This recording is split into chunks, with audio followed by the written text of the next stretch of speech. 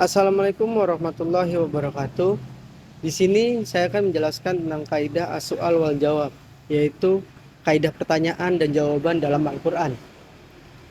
Dalam kaidah-kaidah tafsir ada beberapa tafsiran, yaitu penggunaan kata ganti, domir, pertanyaan dan jawaban, muzakkar dan muannas, tahrif dan takhir, pengulangan kata benda yaitu isim, mufrad dan lam'ah. Pertama, kita akan menjelaskan definisi kaidah tafsir secara bahasa. Secara bahasa, kaidah merupakan kata serapan dari bahasa Arab, yaitu fi'il.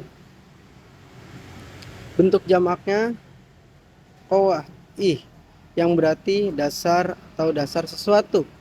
Adapun definisi kaidah tafsir secara terminologi adalah seperangkat aturan yang dapat digunakan dalam istinbat atau menggali makna-makna Al-Quran serta bagaimana cara menggunakan kaidah tersebut.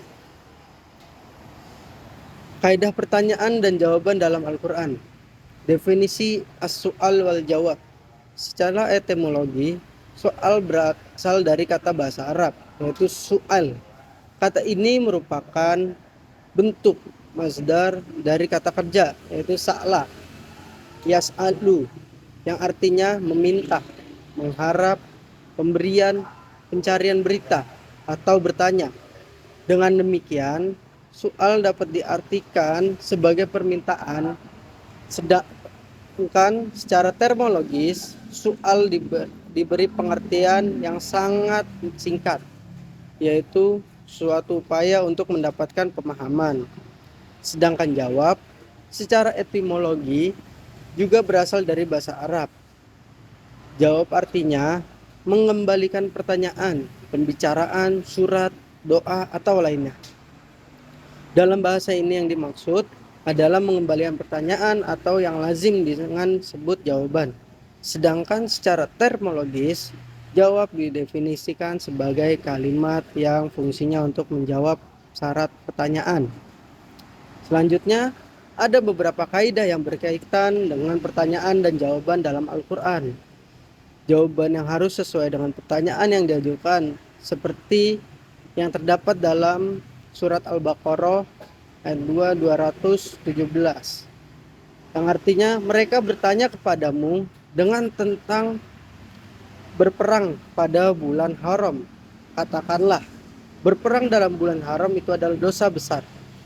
Tujuan dari penetapan seperti ini adalah untuk mewujudkan kesinambungan dan pengertian terhadap permasalahan yang ditanyakan. Hal semacam ini dinilai sangat penting untuk menghindari terjadinya kesalahpahaman antara penanya dan penjawab.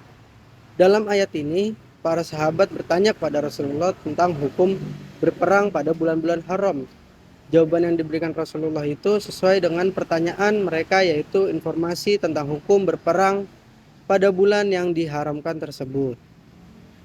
Selanjutnya, ada sebagian kalimat tanya harus diulang dengan jawaban. Contohnya dalam surat Yusuf, yang artinya mereka bertanya, apakah kamu ini sesungguhnya Yusuf? Yusuf menjawab, akulah Yusuf, dan ini saudaraku. Allah telah melimpahkan karenanya kepada kami. Dalam ayat ini, sebagian unsur kalimat terdapat dalam pertanyaan diulang dalam jawaban, yaitu kata anna, sebagian ganti dari kata anta yang ada dalam pertanyaan. Dengan pola demikian, tampak antara pertanyaan dan jawaban jelas kesinambungannya. Bentuk kalimat pertanyaan dan jawaban sama contohnya dalam Az-Zukhruf, surat Az-Zukhruf, yang artinya, dan sungguh jika kamu tanyakan kepada mereka, siapakah yang menciptakan langit dan bumi? Niscaya mereka akan menjawab, semuanya diciptakan oleh yang maha perkasa lagi maha mengetahui. Maksud dari kaidah ini adalah bahwa pola kalimat jawaban yang disamakan dengan pola kalimat pertanyaan. Apabila berpola dengan kalimat fi'il, kalimat yang diawali dengan kata kerja, maka pola jawaban harus sesuai dengan kalimat pertanyaan, yaitu dalam bentuk kalimat fi'aliyah. Kalimat tanya dalam ayat ini adalah min khalaqas samawati wal ardh. yang merupakan kalimat fi'liyah.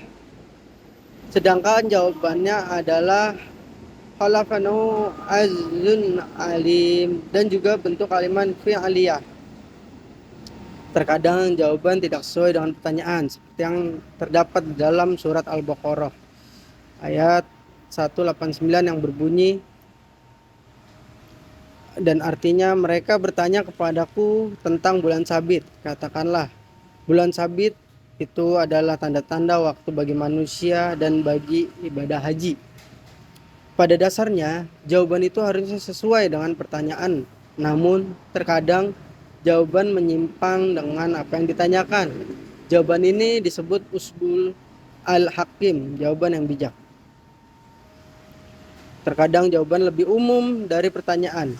Karena hal itu dipandang perlu, seperti yang dapat dalam surat Al-An'am ayat 63 dan 64 yang berbunyi, katakanlah, siapakah yang menyelamatkan kamu dari bencana di darat dan laut?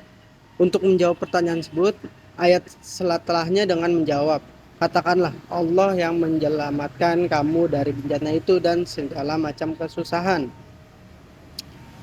Selanjutnya ada terkadang jawaban lebih sempit dari pertanyaan itu dikarenakan tuntutan dari situasi, seperti dalam surat Yusuf ayat 15 yang berbunyi, dan apabila dibacakan kepada mereka ayat-ayat kami yang nyata, orang-orang yang tidak mengharapkan pertemuan dengan kami berkata, datanglah kitab selain Al-Quran ini atau gantilah dia.